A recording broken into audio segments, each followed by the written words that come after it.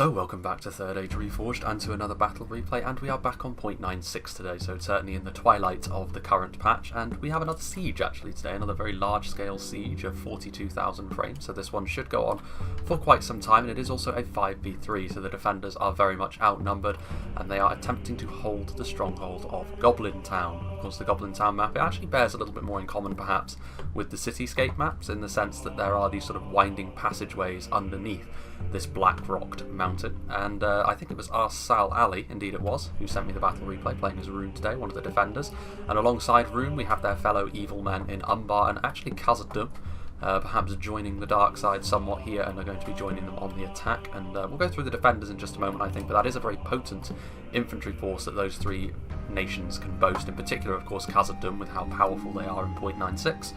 There are very few weaknesses in their infantry line, especially when it comes to holding a settlement like this, which is a little bit more based around its choke points. But even so, we shall see. The attackers have a huge numbers advantage, of course, it being a 5v3. So we shall start off here in the southeastern edge of the map with Bloodbath, Magrath and Isengard, so somewhat blending in actually to the black rock that they are going to be fighting on. We have the Lurtz Hunting Pack, which of course are rangers, very good rangers as well because they're multiple HP of course, good damage. One weakness that you could sort of level at them is the fact that they do have less men in the unit than a unit of standard rangers, so their DPS is not going to be quite as high, purely because just getting more arrows downrange with that those body piercing projectiles that rangers have is obviously going to be very much desirable. But even so, the Lurtz Hunting Pack also combine this with being pretty damn savage in melee as well. Speaking of which, there's obviously the mighty Nazkai here with some floating two-handed swords from the lads who are actually pushing the siege tower. Not that the siege tower is going to be all that relevant, of course, their Isengard really are just going to be marching to the aid of their nearby allies over there. But the Nazkai, of course, are going to be very, very effective, very good armour-piercing shock units as well of the bodyguard tier. So that's going to be very good against all the defenders, really, especially Khazad-dûm and Umbar. Uruk-hai crossbows are, of course, going to be a must in a battle like this, very much a sort of close-range grind within Goblin Town itself, so the stopping power that crossbows offer you are going to be too good to pass up. Isengard, 9 times out of 10, will bring their crossbows regardless of what sort of map or what sort of fight it's going to be. Several units of Uruk-hai pikemen, again for the same reason. You know, a choke pointy fight, you're probably going to want to bring some plentiful pikemen, especially seeing as the Uruk-hai pikes have got decent stats and also have got some decent armour as well, so you know, significantly better than just your standard very cheap entry-level pikemen, and it makes a lot of sense. Obviously Isengard have been known for their pikes ever since Third Age was a thing, ever since the movies were a thing really.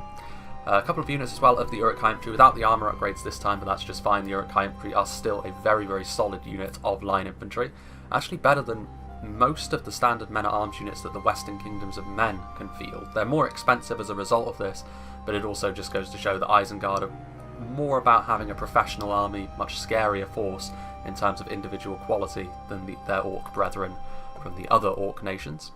Speaking of which, another unit which should strike fear into the hearts of Khazad-dûm and Umbar in particular in this fight, going to be the Uruk-hai Berserkers. Uruk-hai Berserkers, of course, not great at taking range damage. When their hit points are gone, they will die off very, very quickly, no armour at all. But if they do get into melee, savage armour-piercing damage they're capable of delivering. Savage damage is also what the Trolls of the White Hand are known for. Again, one of the strongest trolls in the game, packing on the armour, as well as being very devastating in melee, alongside the likes of the Olag-hai and the Trolls that Angmar can bring to bear. Certainly one of the strongest trolls in the game. And then we have the Guards of Orthanc as well. So the Guards of Orthanc, a bodyguard tier spear unit, very, very tough, good armour, decent shields, multiple HP, very good at staying alive. Again, like most bodyguard spearmen, they're not going to deal damage as quickly as other units that cost a similar amount. But nonetheless, they will still stay alive for a long time. It's often a very safe place to put your general, because obviously cavalry is not going to want to charge into them. In 0.97 more so than 0.96, but still. Another Isengard force actually played by Thanos. Thanos himself has come among us today, and he has got some Nazkai also pushing up the siege tower, although I imagine the siege towers will be dropped pretty quickly. We've got some Uruk-hai Berserkers as well. He has elected to bring a couple of units of Uruk-hai archers, of course, longer range than the Uruk-hai crossbows, so there is a real case for saying that this is a good idea.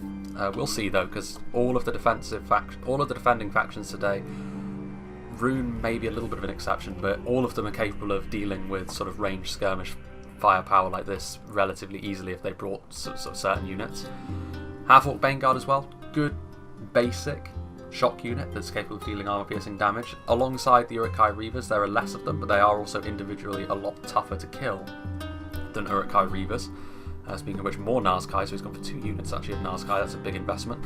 Uruk-hai Raiders, very much the basic run-of-the-mill unit. This is much more in line with what the other orcs have to make do with for their line infantry. Most orc factions, of course, won't have access to something like the Uruk-hai infantry. Angmar do in the Guardians of Khan Doom, but Mordor, the Misty Mountains, and even Dol Guldur, when they eventually get added, will be based around having slightly different priorities than a nice solid unit of line infantry. Whereas Isengard, of course, can bring cheaper units like this or the Uruk-hai infantry. More Baneguard, and then over here we have some more archers and some more berserkers. So in the north, marching through this choke point, we are going to have the Elves of Mirkwood, led by Trebor, and he has got several units of Megill y Erin, which, considering they're on the attack and they have a huge numbers advantage, they're going to have to cut corners somewhere, particularly with an Elven faction, very much known for being more expensive, of course, but the Megill y Erin, as far as line infantry goes, they're still very, very effective in melee. So we'll see how well the defensive factions can do against a combined assault from all manner of different factions here. Hiri Peng, also going to be here. Obviously very good archer all around. They can't hide like most other Mirkwood units can, but nonetheless they're also pretty good in melee as well. The Iaragwe y Nanweth, which of course is the bodyguard tier unit, very strong in melee as well, but of course lower unit count. Maetha Ilaz Gelen, which of course are another unit which is very important for Mirkwood because javelins and spearmen, good for zoning out cavalry, but the javelins in this case will probably be used to help bust through some very robust choke point defences, and a ballista which could be used for similar things. But there's a lot of stakes on the ground just out in the open, so I would imagine here that Mirkwood will have plentiful hidden units somewhere.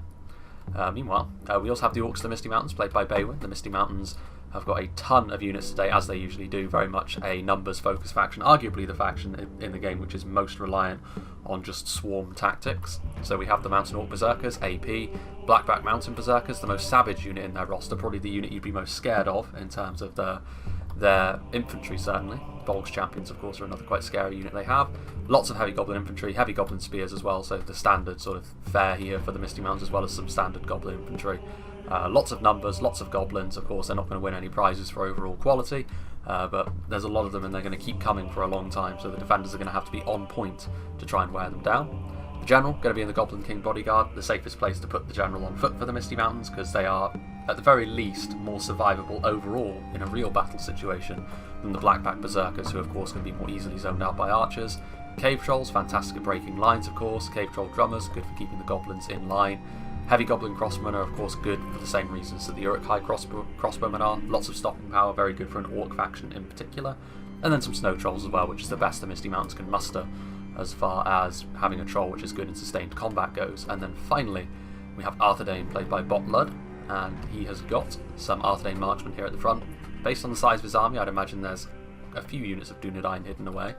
There's also, however, some upgraded Uruk-hai pikemen here, some fully upgraded Arthedain men-at-arms, which they won't be able to defeat most of what the higher tier defensive units are going to be, but this will at least allow them to absorb more pressure, which might be all the attackers need to do here because they have such a significant advantage in terms of armies. 4 Nosterrain Knights as well, as long as they enter the fray a bit later on, they should do quite well for themselves, so they can avoid being focused down by defensive javelins, crossbows and archers. And then the Dismounted Knights of Anubis, of course, very, very strong. Interesting to see so much cavalry actually from Arthedain. Perhaps as a bit of a defensive measure early on, and then as the defenders get worn down, they can be committed later to sort of find gaps in the defence. That would certainly be how I'd use them if I had to bring this much cavalry, but it's a big investment here of 4 Nosterrain Knights, Knights of Anubis and the Royal Court of House Armlaith, so we'll see how that works out for Arthedain. But heading on inside the settlement, we have of course Arsal, who's going to be playing as Rune. He's got some Lokanar Rim over here, Mordnar Rim, of course. Rune very much focused around being their sort of AP threat in melee, particularly with their golden units. So the Gamp Rim are here, the Scion Rim of course not AP, but I believe even in 0.96 they inspire nearby units, which can be a very useful thing for the evil men who, at the lower end, certainly suffer from their morale a little bit. Not that Rune have to do that. Pretty much the jack of all trades of all the evil factions. A lot of options for them, including crossbows of their own. They may not be as strong as the Uruk-hai crossbowmen, but they will still be able to get some. If they get in some good positions, they could do some devastating damage to the attackers. Same for the Balshoth Tribesmen, only as a javelin unit, of course. And then over here, so it looks as though they're going to be accepting the advance of Arthedain and the Misty Mountains. A catapult, which is going to be very, very useful in the choke points within Goblin Town. Gamp Rim, Flag Rim in particular are going to be so useful against the troops that rely more on armour, which are on the attack, which all the attacking factions except for Mirkwood, you'd have to say, are pretty damn reliant on their armour to do quite a lot of the heavy lifting with regards to keeping them alive. Dragon's Wrath crossbows and Carmel's chosen, of course, a pair of the two really elite units that Rune have, and the Blue Wizards are on the field today as the Baltroth Sapphire Bladesmen join the fray as well. We also, however, have some Carmel's Shadow Guard back here, as well as the Shadow Bows, of course, no surprise to see the Rangers. We also have Cole, however, who's going to be playing as Umbar, so he's got some Castamir's Legion, which is going for more quality in this sort of situation. Considering what the funds must be, is completely unsurprising. And Umbar, if they have access to heightened levels of funds, they can certainly field a very scary infantry force in particular. The Narun Aru Royal Guard, of course, the .96 variant, which still has multiple HP and is intended as a General's Bodyguard unit on the field today, as well as some Corsair Blackguards, some very nasty Javelins, and then they back that up by being not half bad in melee either. We have some Abrazanim and Narduzagar, just the standard variant without the armour upgrade, but some heavy swordsmen here. Actually, very wisely positioned against the elves, because they're going to need a little bit more skill in order to go toe-to-toe with the elves. The Nadu Tariq here with the armour upgrade, however, won't do too much against most of what Mirkwood have, because much more skill-focused, of course. Crossbow Corsairs, Corsair Fencers also over here, and then the Sentinels and the Rangers too. So it looks as though Umbar are going to be the ones to try and stop the advance of Mirkwood. We'll see how well that works out for them. Any AP troops like the Nadu Tariq should probably be held in reserve, just in case Umbar could win outright and then send over some reinforcements to the other two, who would appear to be having to go up against two armies rather than just the one. Narduzagar as well, and also some Harbingers of Castamere, which of course in .97 will just have the single longsword as opposed to the two short scimitars. It is also worth saying though that Mirkwood would probably be the ones that, they'd probably be a little bit more scary if they weren't the ones advancing all on their lonesome. Isolating them is probably a good thing here for the defenders, a couple more units of Castamir's Legion and some Numenorian Shield Guard. And then finally, we have Khazad-dûm, played by my doppelganger, apparently. So we have some mercenary crossbowmen over here, which, running through the interior of the settlement, supporting where they're needed, could be the best use for the Merc crossbows here, because they can deal just as much damage as any crossbows that are on foot. We actually have the Umbar catapult over here as well. Some First Legion, we know what to expect from Khazad-dûm. Very, very tough. It's going to be hard going for Isengard to get through here, even with two armies of them. 4th Legion, Sentries of Khazad-dûm, 2nd Legion Axe Guard, all of the best stuff is here, including the Mithril Guard, Guards of Khazad-dûm, Sons of the Fallen, Khazad-dûm Reclaimers, more Khazad-dûm Reclaimers, so yeah, an elite unit. An elite force here from Khazad-dûm, unsurprisingly, more 4th Legion, and even some ranged units as well in the Orc Hunters of Khazad-dûm. So I will make a little cut here, as the attackers decide how they want to do this, and how they want to advance down the 3 choke points which lead into Goblin Town. So not a huge amount of time passing here, and of course Isengard are going to begin by testing the Khazad-dûm lines with their Uruk-hai archers, but the Uruk-hai archers, for the vast majority of the Khazad-dûm army, will not pose too much of a threat. Interestingly enough, it's actually Khazad-dûm's archers, which the Isengard forces are probably going to be most likely to try and shoot down, because the Orc Hunters of Khazad-dûm, especially in comparison to the rest of the Khazad-dûm roster, is certainly not particularly heavily armoured. And the Uruk-hai archers could find themselves getting a decent amount of value off here, especially if the Orc Hunters of Khazad-dûm continue to advance directly into their line of fire. So the Uruk-hai archers actually having a pretty decent time of it initially here, and also the 1st Legion pikes are the ones which are shuffling their way into position, which, considering their armour and the fact that they do have a slight shield value, probably won't be too concerned by a lower tier unit of archers such as this. We can also see that they're also being supported by a unit of 4th Legion. I mean, even if Khazad-dûm do lose this unit of archers, they probably won't be overly concerned with that just yet, although you can see that there is the on-rushing half-orc Baneguard, which if they get engaged in melee, the Orc Hunters will not even be able to get some damage done in return, so they will be dying for nothing as soon as they start getting engaged in melee. Another good unit that will be worthwhile going after here will be the Mercenary Crossbowmen, another one of the rare instances in the Khazad-dûm roster of there being a unit which is not particularly resilient against basic arrow fire. And immediately they're going to retreat here, which is definitely the right thing to do, because this is a potentially very useful tool as the battle goes along, just because they can shift their position in the settlement far more easily, although, interestingly enough, the stake defences which Khazad-dûm have put down are going to be proved to be more of a hindrance here than a help. Only one of the attacking armies even has cavalry, and it's way on the other side of the settlement. Interestingly enough as well, perhaps a little bit of a mistake going on here, is the fact that the 1st Legion pikes are technically the ones in front of the spears, which is the wrong way around. You want the spears in front, so that their shields are going to be absorbing most of the arrow fire, and also you really want these 1st Legion pikes to be in melee, because they are absolutely terrific. Certainly one of the strongest pikes in the game, arguably second only to the Karos Caladon's Guardians from Lothlorien. Meanwhile, what have we here? Not an awful lot by the looks of things. Not a huge amount of movement so far from the combined forces. Well, I say that. There's not a lot of attacking movement into the settlement just yet. I think maybe Arthedain are going to allow the Misty Mountains to bear the brunt of Rune's wrath as they move into place, which is unsurprising. I mean, the Misty Mountains are one of the best at just absorbing casualties in their army.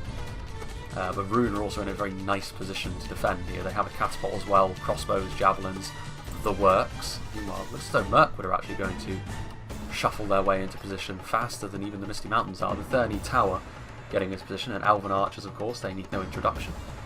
Lots of damage, lots of good accuracy as I find myself in the ceiling, which is one issue that this map has when you try to go through the choke points like this.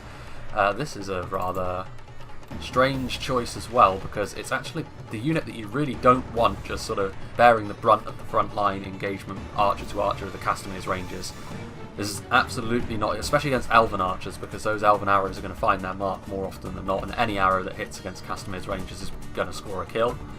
The one that you want on the front line absorbing that damage are the Abrazani and Nadibawi, because they are one of the finest heavy archers in the game. Even in 0.96.1, where that kind of unit is honestly not particularly efficient, they actually manage to do okay most of the time. But yeah, very much a nervy encounter so far, but the attackers can afford to take things slower. You know, they're under no obligation to charge into the meat grinder immediately. Trying to soften up the enemy with a few cheap kills early on is one way that you can make that numbers advantage you have start to look even more daunting. But eventually, of course, the defenders will have the luxury of the attackers having to charge in, and then they will be able to use some of their really scary units like the Khazad Reclaimers, their artillery pieces, the Sapphire Bladesmen. There's a lot of high damage units which the defenders have, which they could use to lethal effect potentially. Meanwhile, you can see down here as well the Nar Rim. You can't see them from the Nar Rim's perspective, but shuffling into position now we do have the Goblin infantry, so the Misty Mountains may very well be the first to commit any sort of large-scale infantry force within Goblin Town, so this is technically their home turf. I'm not quite sure how the rain is actually getting through the roof, but we'll ignore that. We'll say that this is like a volcano where the ceiling is open.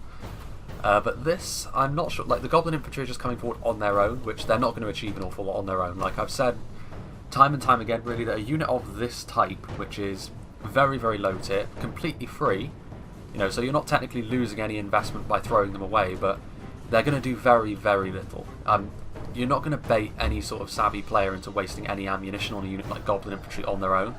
The best use of Goblin Infantry is as part of a big push with your infantry, because then, when they're in melee, they're going to be accepting the damage in place of some others, whereas if you just send them in like this, they're not really going to get too many kills. I mean, they will get a couple, don't get me wrong, but Flagrim are so much stronger, and in fact I think the Goblin Infantry are going to be killed to the last man here, because the Flagrim are going to completely surround them. And of course, Flagrim are by far the stronger unit. Not a lot of losses taken here. But as part of a big push, the Goblin Infantry could have been far more effective. Like, a few kills here and there, like 4 or 5 kills, is not worth a unit of near 200 goblins, even with how trashy they are. You can see that they are starting to push in a little bit more now. They are using the siege towers to their advantage, making it so that it isn't going to be easy at all for Rune to utilise their archers to shoot down this valley. In particular, that would be absolutely brutal if there was a unit of rangers over here, but fortunately for the Misty Mountains there aren't, and they were already prepared for that anyway with the siege towers coming down. The Goblin Infantry are actually holding their own long enough potentially for some reinforcements to come, so this might actually turn into a good thing here for Baywin. You can see that there are a few dead Flagrim over here as they do try to actually reposition themselves. We shall see, but that is a large amount of goblins coming forward. Another unit of Goblin Infantry, more heavy Goblin Infantry as well. If they can continue to keep up the pressure here, it might force Rune into committing forward more men in the early stages than they may have wanted to. Meanwhile, Isengard also putting pressure on the other side. Now this is probably where Isengard are going to start to struggle. With javelins, I mean, I can see those javelins streaking in from the Snaga skirmishers back there. Javelins and crossbows are going to be Isengard's best bet of dealing a lot of damage to Khazad quickly here, because in melee, even with the armour-piercing troops of the Half-Orc Vanguard pouring down this hill, supported by the Uruk-hai Raiders, this is a very solid Khazad front line. 1st, 2nd and 4th Legion all working in tandem here, offering their own strengths to this engagement, and the key there is the 1st Legion. As long as the 1st Legion are here, Isengard are going to really struggle to push through with basic units, but I mean, to be fair, Thanos is he's confident here. He's sending forward his Uruk-hai Berserkers and his Nazkai, and if Khazad-dûm are wise here, as soon as those Nazkai and Uruk-hai Berserkers get in range of these Khazad-dûm Reclaimers, they will prioritise killing them first and foremost. But Orc Hunters and Khazad-dûm Reclaimers are doing a lot of damage already to the on-rushing Isengard forces. We also actually have probing assault here from Mirkwood, although, again, if Umbar really wanted to, they could really close the jaws pretty rapidly on this single unit of Thurny Tower. I mean, there's the Abrazani Narduzagar here, but if Cole wants to be aggressive, this unit of Thurny Tower could be defused pretty quickly, and Mirkwood can't afford to be as aggressive as Isengard or the Misty Mountains in this situation because they simply don't have the manpower to throw away. So they're going to have to engage like this, sort of slowly and surely. See how well they can get on there. Meanwhile, you can see that the Misty Mountains have actually come forward in real numbers here, which I can respect, but they need to keep a constant stream of reinforcements coming forward because they are making gaps.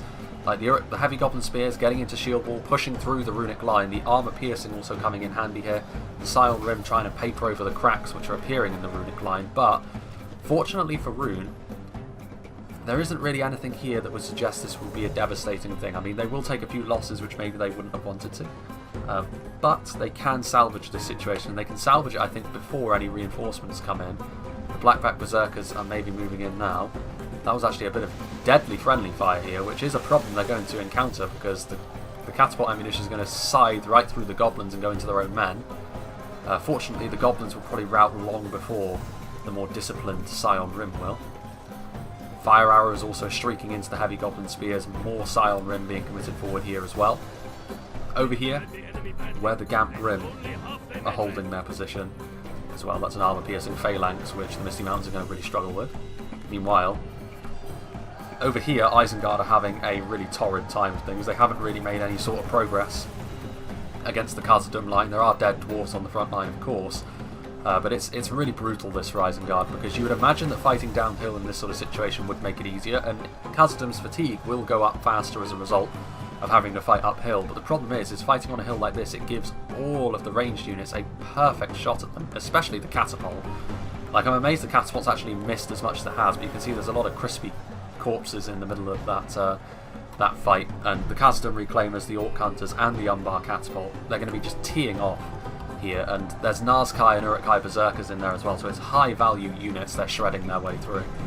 So Thanos' army having a tough time of it, and Khazad-dûm can hold this line for quite a long time yet. There is a whole nother Isengard army to come forward in support of Thanos, and Thanos' army is not quite spent just yet. But with units like Mithril Guard pushing forward as well, it's going to be a tough ask for Isengard, it really is. Meanwhile, you can see over here that the Misty Mountains, I mean, credit to them, they are being very aggressive here, because now the trolls are just piling into this engagement over here. Rune certainly being put to the test here, but if Rune can weather this storm, all they need to then worry about is an Arthedain force which primarily consists of units which, honestly, Rune as a faction are pretty well sort of suited for fighting. You know, Arthedain men-at-arms, Arthedain, maybe not so much the Arthedain pikemen now I come to think of it, but I mean, Rune have got ranged units to deal with pikemen. But all of those decently armoured units, but this is a bad sign, the fact that these snow trolls are allowed to run amok in the back lines. I mean, the cave trolls are also here as well, who are trying to push their way through the Gamp Rim, and they should have very limited issue actually pushing their way through, and this is always what you want to see as the Orcs, sowing a little bit of chaos, causing panic in the enemy ranks, and then just flooding over them with your manpower. These Heavy Goblin Spears defeat is a distinct possibility. That's strange, considering that they are sort of winning the numbers battle fairly easily over here. There's also the Heavy Goblin Crossbowmen coming in, so I have to say, Rune really being put to the test here, and the Misty Mountains doing a very, very good job, I must say, of really making some holes in the line. Now, Arthedain marksmen are coming forward, so the first signs that maybe Arthedain are going to be joining in their Goblin Brethren's assault, which honestly I would certainly join in if I was Arthedain. I would see this as a golden opportunity, in every sense of the word, seeing as it's Rune you're fighting, to really press home your advantage. If you sent forward a whole bunch of Arthedain men-at-arms and Arthedain pikemen, it would be so difficult for Rune to then sort of recapture the position they held and sort of hold this choke point, because they still want to, Rune. They're committing forward more infantry, and they've got too much infantry really here to just abandon this wholesale.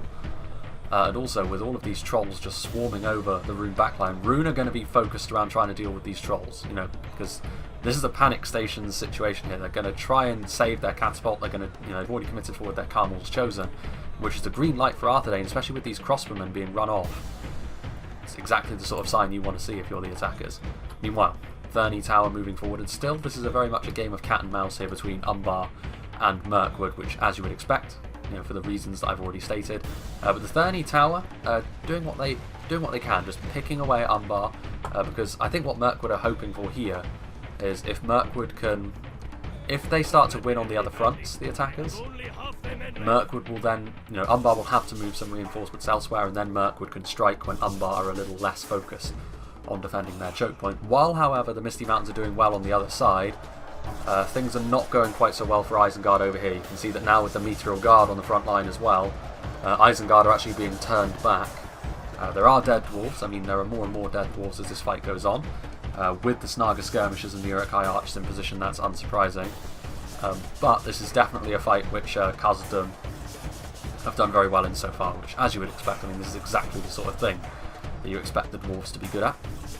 And I would imagine they still have a lot of decent ammunition conserved as well, including in the Umbar catapult. Meanwhile, over here you can see that Rune's catapult crew is actually running away along with their Eastron crossbowmen, and they're still being chased down by the trolls. But at this point, you know, those crossbows and that catapult crew is out of commission for quite some time, because they're going to have to get all the way back over here before they can actually be used. The Balchol Sapphire Bladesmen, Dragon's Wrath crossbows, and the Carmel's Chosen, the strongest runic infantry units, have managed to pull down one unit of the cave trolls at the very least, and I think the snow trolls have also been squashed. However, fortunately I would say for Rune, without Arthedain reinforcements being as prompt as they could have been, they have managed to salvage this front line somewhat. Now I still think over a long engagement they will have to pull back from this, because there's still a lot of manpower that Arthedain can send forward, which I just don't think Rune are going to be able to hold the line forever. There's also the Blackback Berserkers on the front line, which are going to be able to do a lot of damage. You can see that this is the sort of thing which we probably should have seen earlier, some Arthedain infantry pouring through the gaps that the Misty Mountains have made. Getting shot point blank by the Naarin, but fully upgraded with those shields. The Arthedain men-at-arms are better placed to survive that sort of beating than most units. Interestingly enough as well, what have we got going on over here? That is, I think, the Runic Catapult crew, which has just been dealt with. Oh, there goes Thanos' general. A Khazad-dûm officer, chopping him down with his great axe. The cave trolls there doing a very good job, because the Runic Catapult hadn't really used up much of its ammunition, so that's a big win that the attackers managed to score there. The Misty Mountains have certainly paid pretty dearly for the gains that they've made, but absolutely worthwhile when you're on the attacking team like this. Definitely worthwhile. Meanwhile, Isengard doesn't really have much to show for their blood, and you can see that the Snaga skirmishers, out of ammunition presumably, now being committed to the melee. They won't be too useful, but what will be useful will be the Uruk-hai pikemen. The Uruk-hai pikemen will be able to get their pikes down, and no longer will Isengard be completely at the mercy of Khazad-dûm's pikemen. But I also heard the telltale whistle of a crossbow. The Lurt's hunting pack are there as well, which is body-piercing arrows, so Isengard really starting to pour on the pressure with their range damage. You can see that the Dwarven line is now looking substantially thinner. Meteor Guard are in there. But I would say that Isengard would be not much better served going after a different unit here, because I think they're going after the sentries, but here Khazad-dûm are doing it correctly. The spears are the ones taking the initial brunt of the damage, and with their armour and shields, they will still die of course, but they will be absorbing a lot of ammunition. And Isengard need their ranged power to do a lot of the heavy lifting on the front line, really, because Khazad-dûm are so much their superior in a fight like that, and it's the type of warfare Isengard don't mind getting involved in normally, but for Khazad-dûm it's their way of life. Meanwhile, the Abrazanim Nadu Bawib and the Elves of Mirkwood sort of rather impotently firing at each other over the cliffs, which will probably suit Umbar, honestly, because everyone knows how potent Mirkwood can be at range. Mirkwood need to utilise their arrows more so than the other attackers here to really get the better of this engagement. If it comes down to just a big fight in the choke point here, I do think Umbar have got what it takes to outlast Mirkwood. But more importantly, Umbar have got javelins and crossbows where Mirkwood don't, so if all of the arrows run dry for Mirkwood, they're in trouble. We shall see how that goes and progresses. Meanwhile, that fight's still going as you would expect, but over here you can see that there are some Umbar forces also moving forward to support the Númenórean Shield Guard and the mighty Castamir's Legion getting into play as well. And you can see that there are these Fornoster Rain defenders as well, the heavy spearmen, the standard spears I should say, the line spears that Arthedain have, but they're really going to struggle against Castamir's Legion. It's not the sort of engagement spears want, and if that wasn't enough, a spear that is by far their superior, the Númenórean Shield Guard, are also heading in here. A few companies of Narrim still doing the business. And you can see that that was the final cave troll that managed to kill off the catapult crew getting in here, finally finished off by the Dragon's Wrath crossbowmen. They could yet be a very important factor in this battle as well, with the morale damage the Dragon's Wrath crossbows are capable of delivering on a successful hit. Númenórean Shield Guard are here. There's actually as well the Misty Mountains and Arthedain chasing Rune back, and Rune I think are at this point are actually running out of infantry to contain this situation, which is perhaps why Umbar are over here lending a hand. But yeah, you can see the javelins, the archers, the crossbows just being hounded now by the Arthedain men-at-arms, which again I still feel as though if Arthedain had maybe done this a little bit sooner, they could have won over here already actually, but regardless they are still doing a good job now, being aggressive with their infantry. Having said that, the frontline engagement is looking... It's going to be difficult. I mean, those crossbows are shooting point blank into the side of those Umbar spearmen, which is going to do a lot of damage to them, but the problem they're encountering now... I mean, that Goblin King Bodyguard and the Blackback Berserkers are really the only thing the Misty Mountains have left. They're the only thing with any longevity on a front line that the Misty Mountains have, really, at least at this level, when they're having to fight off against Castamir's Legion, Gamperim, Flagrim, units which are going to be very good against standard goblins, and it's starting to show here. Fornoster Rain Knights are now coming forward. With that crossbow support, can the attackers make something happen over here? I don't know. The attackers need to make something happen somewhere, though, I would suggest. Still, it's the game of cat and mouse going on between Mirkwood and Umbar, which, honestly, Umbar will be more okay with. It's also worth saying as well that if Arthedain and the Misty Mountains chase too far, they're actually going to get involved with the Umbar infantry, which is waiting over here, which the Nadu Tariq would probably be best served actually coming over here to fight Arthedain rather than staying over and fighting off against Mirkwood. Carmel's Chosen coming in here as well. They're trying to finish off these Fornoster Rain defenders, but refusing to go down without a fight. The Fornoster Rain Knights as well are actually a unit which in melee will be able to stand against the Castamir's Legion, where the standard spearman most certainly won't. And they aren't really under a great deal of arrow fire either, so this is very good for the Arthedain heavy swordsmen. Meanwhile, just outside the settlement here, I'm actually curious. I mean, there's not much of Isengard's forces left uncommitted over here, so it's been an absolutely brutal fight thus far, but still, you'd have to say that Isengard don't really have anything to show for all their efforts yet. It's possible that Khazad-dûm run out of manpower, but somehow I doubt it. I mean, this is the sort of warfare that Khazad-dûm are simply so good at. The Isengard force is still just trying to plug away. But oh, excuse me. Mithril Guard, an early commit there from my doppelganger, and they're obviously going to be very good against Isengard as well because they're AP. Isengard, of course, decent armour values of their own. Khazad-dûm Reclaimers, but you can see back here they do still have some reserves, including some 2nd Legion, 2 more very elite units, and some 1st Legion. Not great for them. Meanwhile, the Thurney Tower, how on earth did they manage to worm their way in? I guess they just bolted past the Umbar defence, but that's not really very good watching of their choke point there from Umbar, because now this unit of Thurney Tower is in the settlement. I mean, the dwarves should be able to shrug off an assault by just 53 archers that have pulled out their swords, but it's still an annoyance which Khazad-dûm probably wouldn't have wanted to have to go up against. I mean, the mercenary crossbowmen are not really going to be able to do too much, you would imagine, here. Mercenary crossbows are very much one-trick ponies. They can do a lot of damage at relatively close range, but both long range and in melee, they are outclassed by just about everything else on horseback.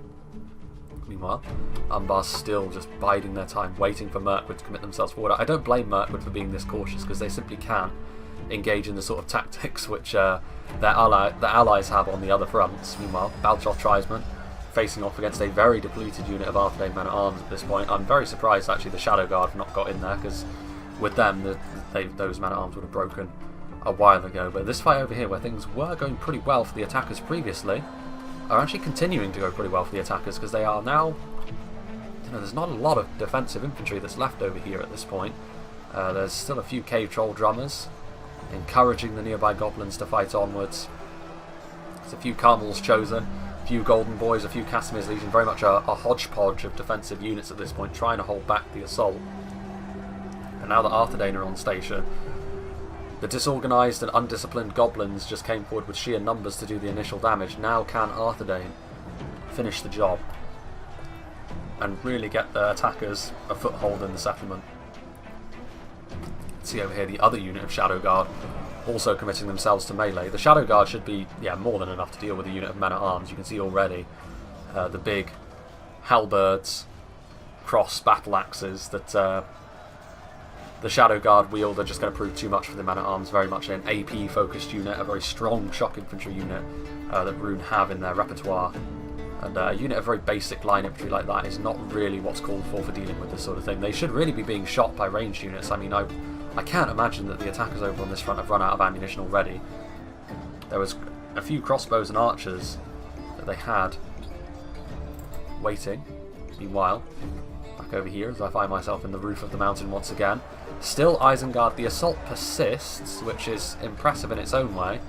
But now you can see that the sentries of Khazad-dûm and more 2nd Legion Axguard coming forward, so there really is no rest for the weary as far as Isengard go over here. There's Lert's hunting pack though. That is body-piercing ammunition, so they'll be able to do tons of damage to the sentries of Khazad-dûm in particular. There's also the Trolls of the White Hand, looming large there on the hilltop. Nazkai moving forward as well, so it's not like Isengard have got nothing left to give, but it's still going to be so difficult for them because Khazad-dûm have got enough left in reserve, I think, that they can just hold this choke point indefinitely. How much they'll actually have left when this engagement is all said and done, we shall see. And it is starting to get to the point now where Mirkwood probably can't afford to wait around for too much longer. You'd have to say that a bit more pressure than this is going to have to be put on, because this sort of game of tag that they seem to be playing with Umbar, with this sort of long, atrocious engagement which happens at range, it's exactly the sort of thing that Umbar are built to deal with. So we shall see. We shall see if it pays off, because Mirkwood do still have some very strong units in melee and at range left, which could turn the tide of the battle later on. Ooh. Meanwhile, still some Fornost-Terrain defenders fighting behind the lines. A few Castamir's Legion left alive. It's only a matter of time before the Fornost-Terrain defenders and the Arthedain men-at-arms finish them off. There's still a few of the Golden Boys on the front line as well. Some Eastron crossbows that are out of ammunition, presumably. I mean, they still have, some of them still have their crossbows out. They're getting into melee. They do have the armour upgrade, but that's still not really going to be too big a deal because they're not good in melee, Eastron crossbowmen. They can get in the way for a little while longer, but this is where things could get a little messy for the defenders, because now where there's a lot of gaps in and around the defences, if Arthedain can use their cavalry quickly and decisively and get some good charges off, things could go against the defenders here pretty quickly. There goes the Runic General as well. And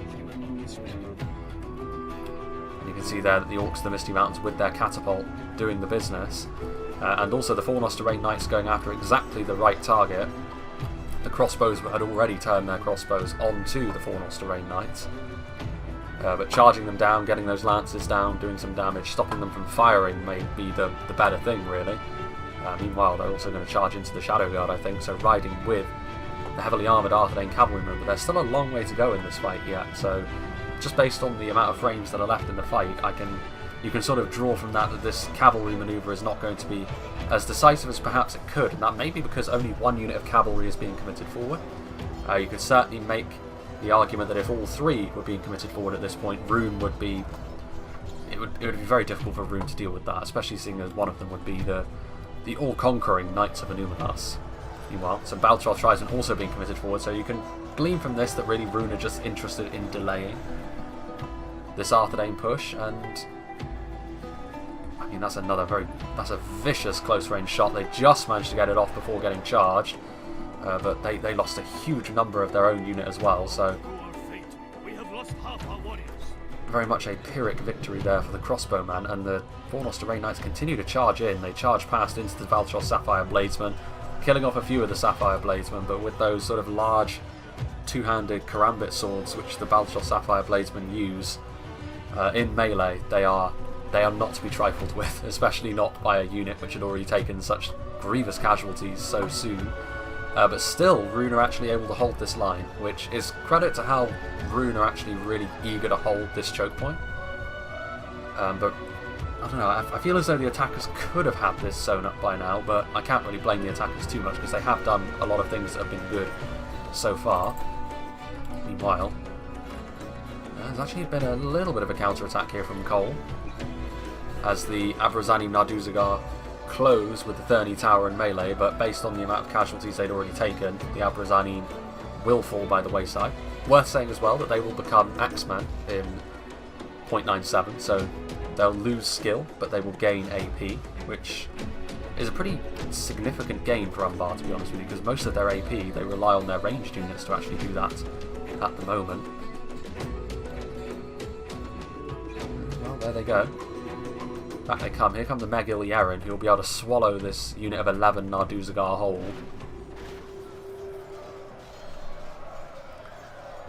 Not going to be too much of an ask for this Elven infantry to finish off the remnants of the Abrazani. Meanwhile, Isengard have managed to make some ground up, so some pretty substantial things have happened since last we saw this fight. Looks as though Isengard may finally be able to force their way into the settlement. Earlier on in this fight, I have to say, Isengard, I thought they wouldn't be able to get through here at all. But perhaps with some quick and decisive moves from the Trolls and with more support from more Javelins, it might be that finally the Dwarven manpower is just going to succumb to the pressure that the Uruk-hai have been placing them under for the entirety of this fight, really. I mean, we are actually past the halfway point, so having a look at the percentage of kills, technically speaking, the defenders are ahead, but only by 1%, and I would imagine that's also going to turn around now, because the dwarves are moments away, really, from being finished off. I mean, the Nazkai are getting in here. Guards of Khazad-dûm are probably the strongest shielded bodyguard infantry unit in the game, with 3 hit points. But Nazkai are pretty well suited for fighting them. They're being supported as well by javelins, by pikes, by infantry. That, however, was probably not what the dwarves were looking for. The Umbar catapult firing in, but unfortunately primarily hitting the dwarves by the looks of things. Most unfortunate. The Trolls of the White Hand now shifting themselves over here as well, presumably to try and hit Umbar in the back to give Mirkwood away into the settlement. So I do feel as though the fate of this fight is now in the hands of the attackers. If the attackers can coordinate themselves well, based on what they've already achieved, I do believe they should go on to win this fight. But we shall see. I don't know if Nardu Tariq are really going to be what's called for here against the Thurny Tower. They're shaken. They're very heavily depleted, but they still have ammunition. So there's still going to be a bit of a pain for Umbar to deal with. Oh, excuse me. But Merc would have been very annoying for Umbar in this fight, but that's exactly what they've needed to be, because they still have the full complement of their infantry left, ready to make an assault on the town. More of a mine than a town, I suppose. Still, I mean, still just about hanging on in there are Rune. Interestingly enough, though, I did just see a unit down there, just making sure nothing's happening over there. Sons of the Fallen. Now, I would assume that what has happened here is Rune put out the call for aid from either Umbar or the dwarves, and the dwarves sent over some Sons of the Fallen to help. But how the dwarves at this point, my doppelganger must be thinking, I really want those Sons of the Fallen to help me against Isengard now. And I do believe that Umbar, the Nardu Tariq, the Abrazani Nardu Tariq, would be the perfect candidate to send over here to support this front line, because the AP is just not going to be useful against Mirkwood. Hell, the Nardu Tariq could still do with moving over here to try and block the advance of Isengard, because if this continues, Isengard will have a straight shot to the town centre. What's left of the Dwarven forces putting up a pretty grisly last stand. Isengard, even though eventually you would think they're going to win, they did push in their trolls, I think, although did the trolls meet their doom? I don't think so. The trolls turn back around. Where did the trolls go? Are they over here? Yes, they are. There they are, they're chasing off the Umbar catapult crew. Once again, a troll unit could be responsible for the loss of a defensive artillery piece. And trolls of the White Hand are much tougher than cave trolls, so if something's going to aid them, it's going to need to be something pretty substantial. The Narrow Aru Raw Guard, the Corsair Blackguards with a shower of javelins should get the job done, you would imagine. Also some crossbow Corsairs and fencers, so yeah, the defenders do have stuff on hand to deal with that. You can see here that, I mean, you imagine Isengard are going to break through here, but what's left of the Dwarven force, it may be very, very depleted, but it's still putting up as much of a fight as it possibly can. Forward come the Guards of Orthanc, however, just to cement Isengard's victory over on this side. My. Meanwhile, over here, very depleted unit of Sons of the Fallen, pushing really far into this formation over here. I think just trying to make it more awkward for the Arthedain pikemen here to actually advance. This is going to give a little bit more of an opportunity for the runic skirmishers, the archers and the crossbows to get a few more volleys off into the advancing Arthedain army. Forward, however, comes another unit of Arthedain men-at-arms. There's another unit of pikes also cresting the hill there, so pretty imperious sight the attackers are making for here. There's the shadow bows, and he's still with a defensive unit of rangers. Anything is possible. The other unit of Sons of the Fallen back here, waiting for their opportunities. There's a lot of green arrows heading over here actually, which would suggest that maybe Rune are starting to see the threat that Isengard are putting on. Baltrol Sapphire Bladesmen still have some ammunition, and they do manage to get some javelins to land in the back of the Trolls of the White Hand. Quite a few of those trolls actually already fallen as well. This also could be a very key moment as well, as the Lurtz Hunting Pack tries to close the gap with the Dragon's Wrath crossbow, but they're going to get at least one volley off here, and there goes the almost firework-like effect of the split shot. But unfortunately for them, I think actually most of those hit Snagga, which is most unfortunate. Only a couple Guards of Orthanc falling, a couple of Lurtz Hunting Pack as well. So of all the things it could have hit, the one unit that they really wouldn't have wanted it to. However, Shadow Guard blocking the advance of the Lurtz Hunting Pack, and in their haste to advance, it's possible that they could yet do a decent amount of damage here. The Valchar Sapphire Bladesmen, they are going to be engaged, however, here by the Uruk-hai pikemen. They probably don't want this fight, to be honest, because the pikes will be able to pin them in place, and more Isengard forces are going to be able to pour in and do some damage. Let's see what Mirkwood are getting to do here. I mean, interestingly enough, actually, Umbar sending their Nadubawi down the choke point to sort of block Mirkwood's advance, because it does look as though the Megali Yaren were finally thinking about advancing into the settlement proper. But Umbar just delaying Mirkwood at this point, and that's unsurprising, because I mean, Umbar do still have a fairly strong force over here should Mirkwood come forward in force, but Umbar will probably be thinking about retreating at this point, because the rest of the engagements, Isengard are now fully within Goblin Town. Everything they have left is inside the settlement. And over here, I mean, there's not a lot left. I mean, there's still the cavalry, which is still going to be a big problem later on in the battle. There's still the catapult crew, but other than that, a few disparate units of Arthedain infantry, pikes, heavy swordsmen. There's those dismounted knights of Luminous as well, but it's hardly an army that you would be quaking in your boots at facing if you were the defenders, the Arthedain force. I think Mirkwood, the time for delay is over. They really need to force their way through the Umbar defence, because Umbar's attention is now divided, and if they leave Isengard to their own devices within the settlement here, it's not going to end well for the attackers, I don't think.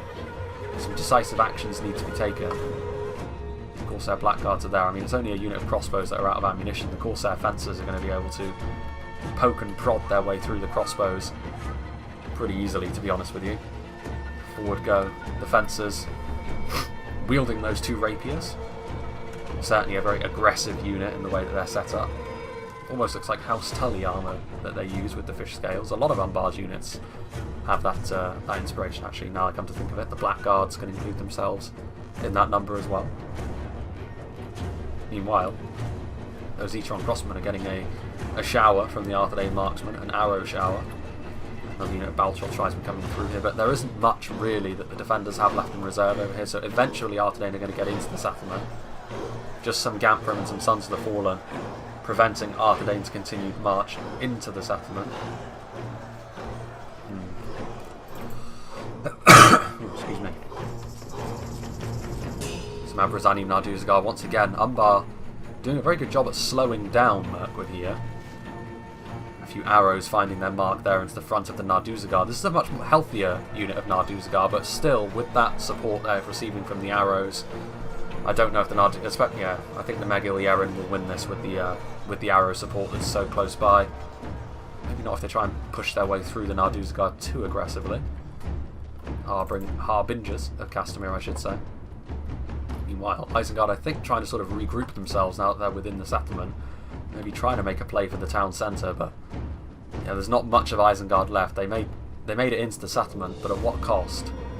Because now Umbar have got a force strong enough in here that you would imagine it should be able to finish off what's left of Isengard. There's some pikes left, a strong unit of guards of Orthanc as well, some very battered trolls, and some battered Nazkai actually, but yeah, this is not the sort of Isengard force which is going to be able to do much within the settlement all on its own.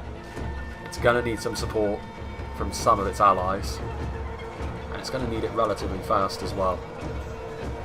Sons of the Fallen and Balchol Sapphire Bladesmen fighting in melee as well.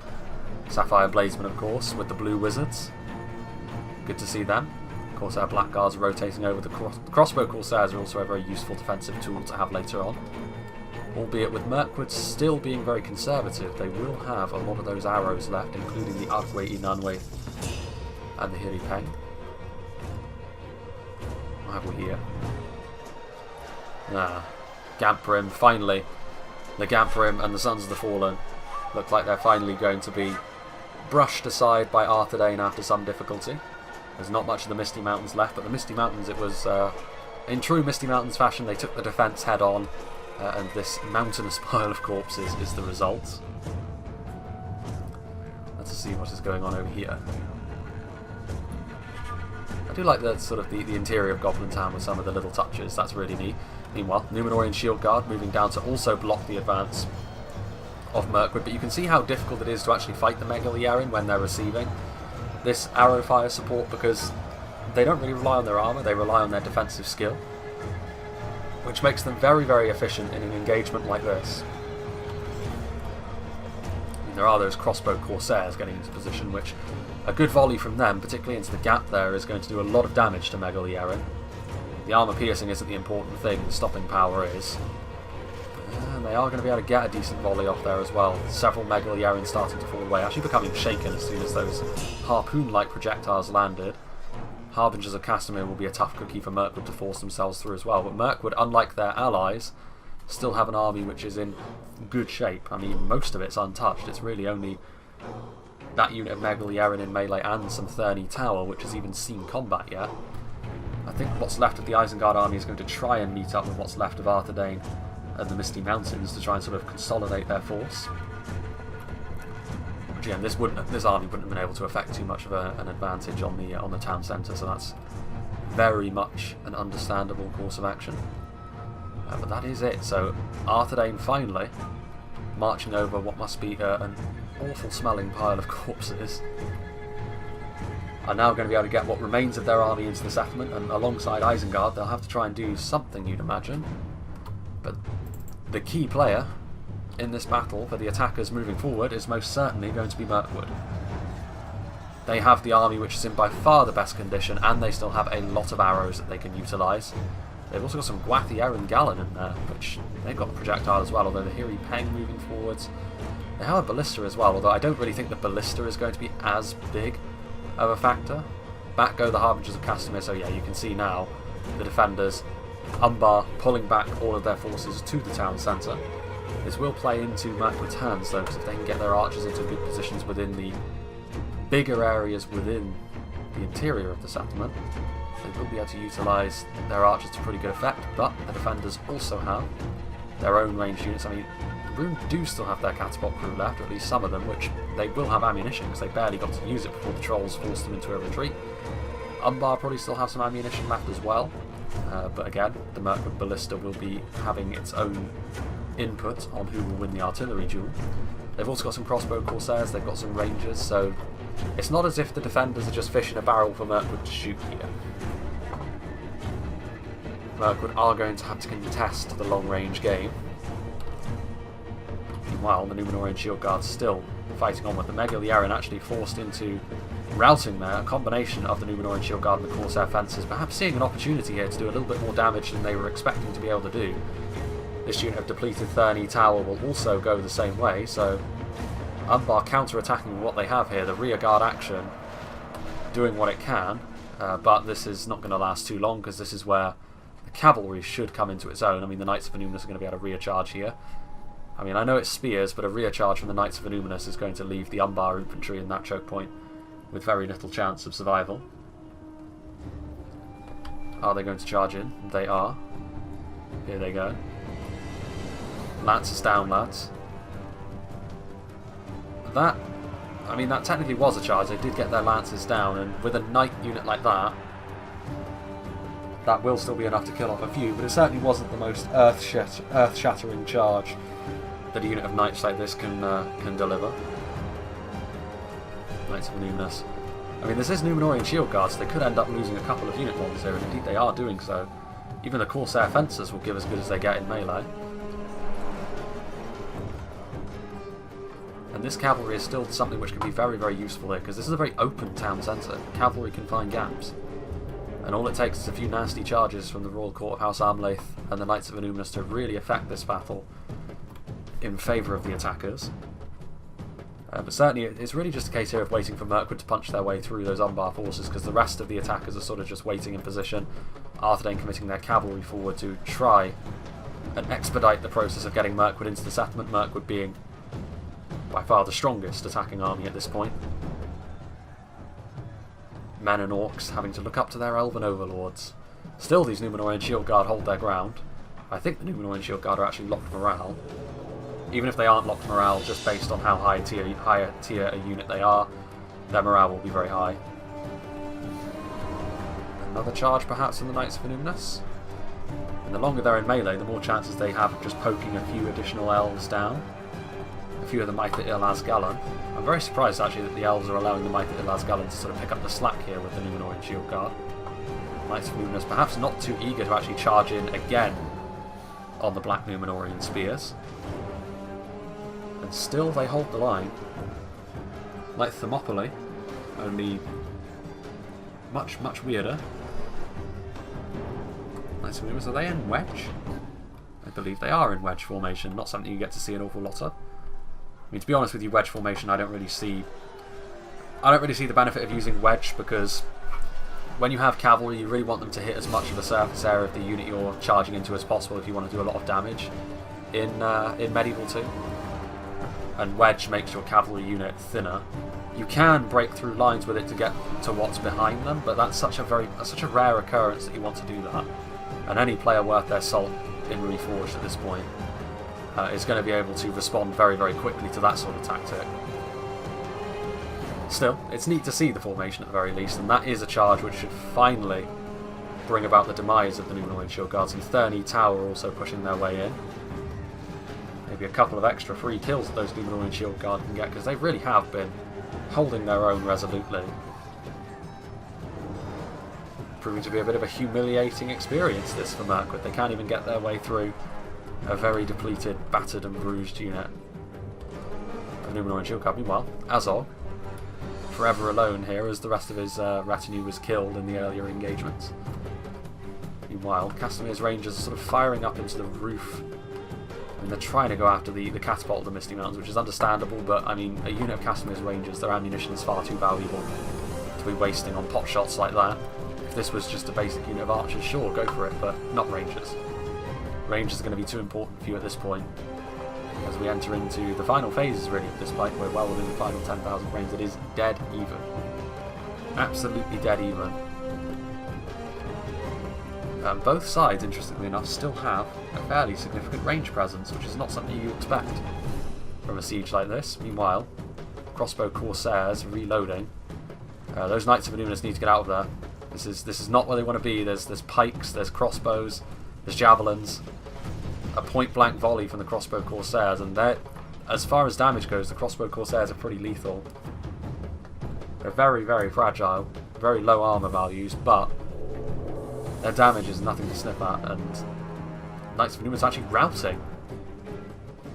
It looks as though they actually touched the Narun Aru Sentinels in melee, which may have caused them to rout. So that's a lesson for Botlard. Even the most elite units, if you send them into a confrontation for which they're really ill-suited, and they're all on their own with no support anywhere nearby, they will rout. Unless they're locked morale, of course, but locked morale is not very common. Oh man, I hate allergy season. Meanwhile, Mirkwood now within the settlement, and this is where you would imagine Mirkwood will be at their most useful.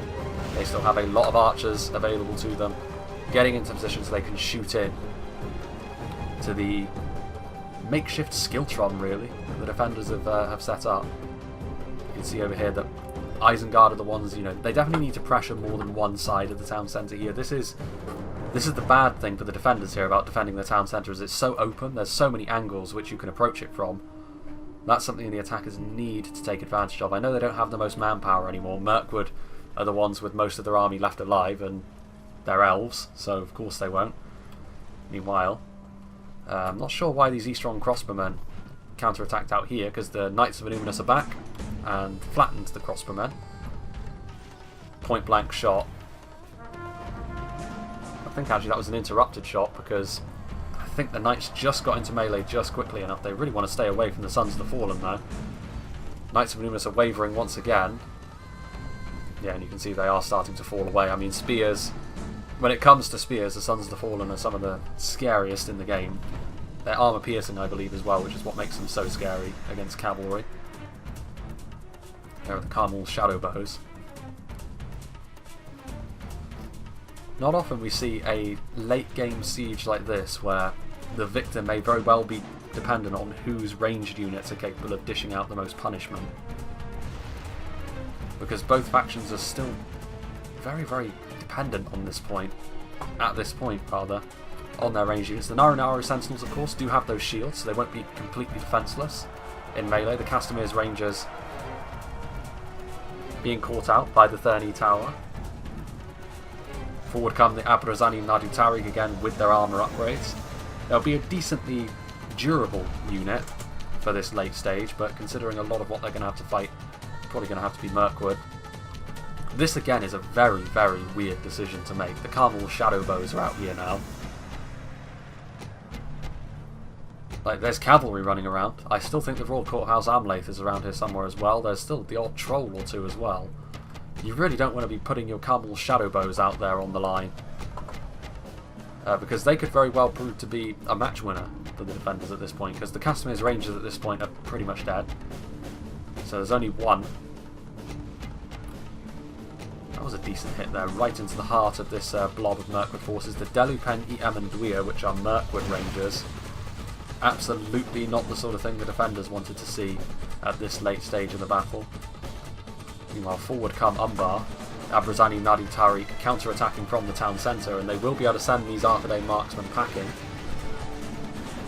I'm not sure what they want to do here though. They're actually taking a huge amount of friendly fire, which the defenders have been fairly unfortunate in this battle with what friendly fire has potentially cost them. I mean, I think they're trying to get to the Hiri Peng. There's actually the Aradirith Amon Lank as well back here, which not armour piercing or body piercing at range, but armour piercing in melee. Forward come the dismounted Knights of Illuminus. Already seen a bit of combat, of course, but coming in once again. Here comes the Trolls of the White Hand. Again, I feel as though Umbar has done this to good effect so far in the battle, but I feel as though the time for this sort of suicidal charge out into the enemy lines to slow them down and break them up, that time has long since passed.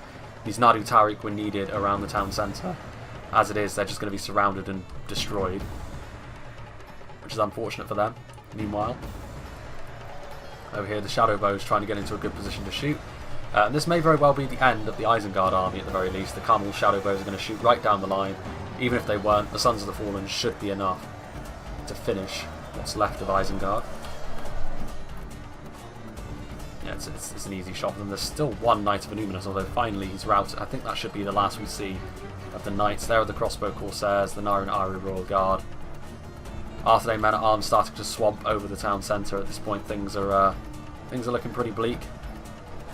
There's some sort of Isengard unit back here, I would assume. The Blackguards and the Harbingers just swarming over them. Meanwhile, Arthedain men-at-arms fighting off against the Umbar Pikes and the Balchoth Tribesmen.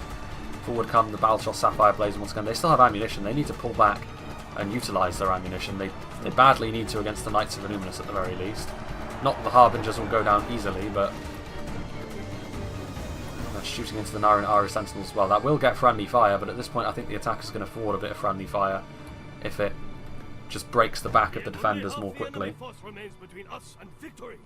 There goes another Isengard general, the Aradirith, shuffling their way forwards. Delupang are on their way forwards. There are still some reserves as well for the attackers. The Aradirith. There goes the Ballista again, just scything through the defenders' manpower. Not that the defenders are completely out of this yet. In fact, they have managed to completely polish Isengard off, really.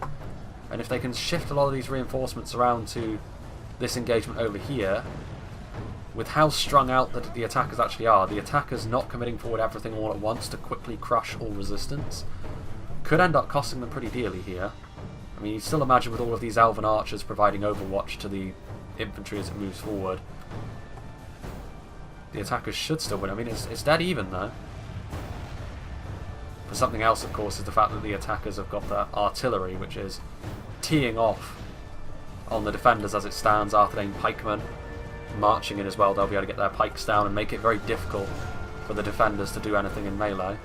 The Nara and Aru Sentinels also forced into an engagement. I don't know whether this was by design or not, but the pikes now have to sort of face off against the Arthedain men-at-arms, which does show their back to all of the Elven archers, but it looks as though the elves are trying to target down other things, which, considering there are still shadow bows somewhere. There they are. Sons of the Fallen are going to be a difficult thing to take down. The Gwathi Erin Gallen have moved forward as well. They may very well have already utilised their ammunition. There they go. You can see the throwing daggers. Assassin units like this do have that projectile, of course, but they don't have a lot of shots of that ammunition. It's pretty deadly, but it's very limited in scope to what it can accomplish, just for softening up a single unit, really. Nara and Iron Guard still shooting away. The Gwathi Erin Gallen are going to be pretty vulnerable to that sort of thing, and the Sons of the Fallen will stand resolute in melee. The Harbingers of Castamere, with the support of the Fencers, are going to be able to finish off what's left of the dismounted Knights of Illuminas. There goes Azog at last. He's been running around on his own for quite some time. Those Corsair Fencers, they're going to try and kill off Saruman, as well as that catapult crew over there. I did notice the Dragon's Wrath crossbows shoot a couple of volleys. The shadow bows are still just sort of positioning themselves. I don't know whether the elves are going to run out of ammunition for them to be used safely, which is probably what Arsal is hoping for, honestly, because he's trying to get them into position. But I mean, if I were the elves, those shadow bows would be public enemy number one. Like, if you shut down the shadow bows, that's a huge amount of potential DPS you take away from the defenders. And I do think the defenders at this point, they are starting to run out of manpower. I'm really surprised the Royal Court of House Amlaith have not moved forward. I feel as though there's huge chasmous gaps that they could be taking advantage of, and any charges from a unit like that could spell disaster. I mean, I would send them after the shadow bows personally, because they're all on their lonesome back there. Punish them for running too far away from their support and trying to get out of the range of the archers. It's not the wrong thing to do by Rune by any means, but you can still punish them for it. Those Harbingers of Castamere, they've been doing really well on the front line, to be honest, alongside the Fencers, making it a very difficult ask for the attackers to sort of seal the deal here. But ultimately, with units like the Argueti Nanwe still yet to come into melee, as well as the Aradirith, I don't know, it's a big ask, I think, for the defenders. I mean, the Sons of the Fallen have also just been absolute beasts in melee. The Gwathi Erin Gallen have just been ripped apart. Here comes the cavalry, though, and the Arthedain player is... he should have carried on with that volley there. You can see that they got their bows out and then Arsal moved them, but by that point it's too late. Like, they're going to get charged, you're not going to be able to run them away from the cavalry. You might as well at least let them get one more volley off. A few of the cavalrymen might have died. As it is, they're pretty much just going to be slaughtered to the last man by the House of Amlaith, Royal Court House Amlaith. And that might be it, honestly. The shadow bows may very well have been the best hope for the defenders in this fight, but as we can see, the defenders have fallen behind by 2%. I mean, it's not as if the units they have are defenceless in melee. They've got Fencers, they've got Balchoth Sapphire Blades, and they've got Sons of the Fallen, good units. But they're going to get charged in the rear by the Royal Court of House Amlaith. some routing pikes. Maitha Ilazgalan using their javelins as well. Whatever happened to the Harbingers? They're around here somewhere? Did the Harbingers come down here to try and save the shadow bows? That would be a useless gesture. You can see here that Rangers, when they're in melee against a unit like this, it's just not going to end well for them. Maybe the Harbingers all died. Dead to the last man, perhaps? Eastron crossbows, only 7 of them. I mean, they're going to get flattened by the cavalry. Forward come the catapult crew, probably out of ammunition at this point, the catapult, or at the very least they wouldn't have a chance to utilise them, the ammunition from it. They're going to charge in. It's a very closely contested fight this, but I don't see with what Mirkwood have left. I mean, it's the cavalry more than anything else. The Royal Court of House Armlaith does need to pick up the pace a little bit. They can't afford to dither for too much longer because those Sons of the Fallen are really starting to put in some work, even against the Aradirith Amon Lank and the Ardgwait Inanwaith, with the backup of the Sapphire Bladesman. I mean, the saving grace for Mirkwood here is that the Sons of the Fallen are in melee now, they're committed, and they're being shot by the Delupeng Em and Dwyer, which you would imagine is probably going to take its toll. In comes the Royal Court of House Armlaith. They do get their lances down, but it wasn't what you would call a decisive charge. They're also going to take some friendly fire there from the Delupeng. Yeah, the Sons of the Fallen, at this point, I think there's a limit to what their strength can accomplish. If those shadow bows had managed to get into a good position, but unfortunately, I mean, you could see what he was trying to do. He was trying to get into a good position, but he just wasn't allowed to. And you have to credit the attackers for that. It's exactly the sort of thing you need to do, because Rangers, they can be so deadly. There's one shadow bow left, actually, but he somehow managed to stay alive under a hail of arrows there from the Delupeng. Can't imagine that's going to last too much longer. I'm surprised they actually even turned their attention on that one Ranger. Here Peng, that's going to be the last of the fencers. Still the Sons of the Fallen fight, but at this point, with all the damage they've taken, finally defeat is more of a distinct possibility. The Ardgwait Inanwaith and the AP from the Aradirith Amon Lank doing the business. The siege crews are still left as well, as is the Royal Court of House Armlaith, but well, they do still have a bit of ammunition there in this runic catapult. Just one artillery piece remaining. Finally the Delupeng showing who the superior Rangers are, and there's that weird death animation where they go absolutely mental and then 2D T-pose into the floor. Another boulder launched towards the enemy. The Sons of the Fallen with one last sort of hurrah, trying to push their way to the artillery crews. But they haven't actually made it. No dwarves managed to get there. Here comes the Aradirith, lumbering into melee with those axes. Very good unit from the Aradirith. Interestingly enough, that was probably a little bit of friendly fire as well, but more Sons of the Fallen dying. Finally, one of the dwarves does manage to get into the artillery crewman. Will he actually manage to get a kill though? Both of them actually lumbering. Well, there goes Umbar. Umbar killed to the last man. There's one of the blue wizards still left alive, one of the Balchos Sapphire Bladesmen, using his staff. Gutting someone with his staff. And this is going to be the last one left alive, I think, this blue wizard in his last stand.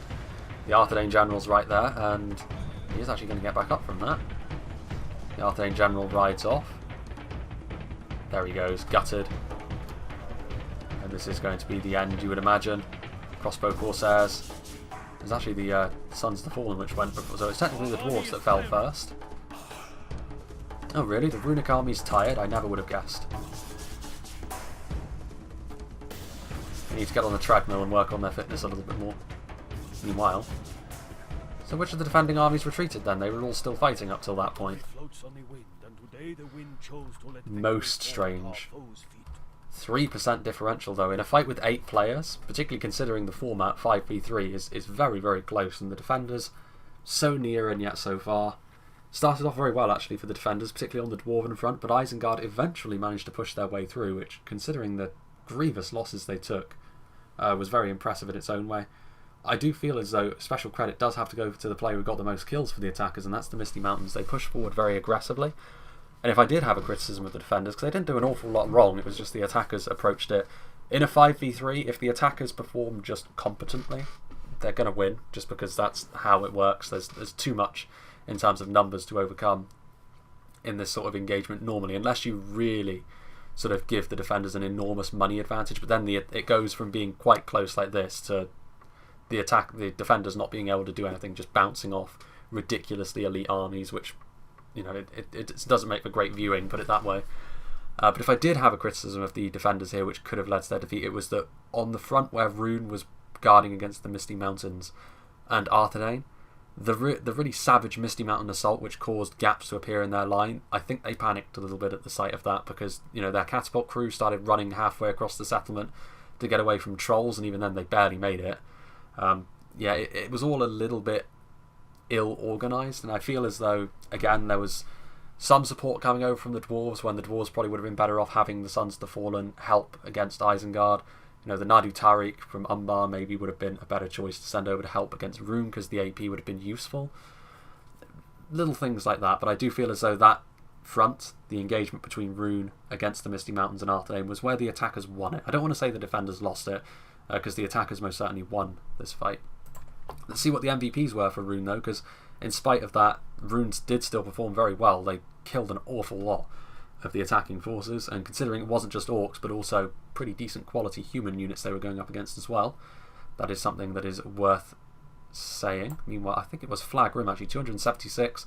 Not too surprising. Again, heavy goblins, Arthedain units, a lot of them are more focused around their armour to keep them alive, and of course the Flagrim with those war axes and maces, AP, very, very good. But also Eastron crossbows doing very well, as you would expect in a fight like this. Scion Rim holding the line for a long time, very resilient runic unit, and some Gamphram as well. Obviously AP, Halberdier, very, very useful workhorse for the runic army. So yeah, big thank you to Arsal for sending this one to me, because it was very, very good. I do like Goblin Town, especially when you sort of push your way into the settlement, and it goes from, interestingly enough, I think most sieges, they start out being maybe a little bit wider in scope and then going narrower. This siege is kind of the opposite, where it starts out with sort of narrower choke points and it sort of opens out into wider areas. So it's a little bit different in those terms. So yeah, I really hope you enjoyed watching this, because I most certainly did. And the next fight we'll see on 0.96 will probably be a Rivendell siege. I know that the person who sent that to me was very keen for me to show it, so we'll be seeing that very soon as well. But of course, what we're all looking forward to is the march towards 0.97, the new patch, and so am I, because what I want to do with 0.97 is I do want to organise a few sort of historical reenactment battles from the Lord of the Rings mythos, and I do want to start sort of mixing those in as well, so hopefully I can organise those myself and be a part of them, so that I can sort of get involved a little bit over the summer, which will be good.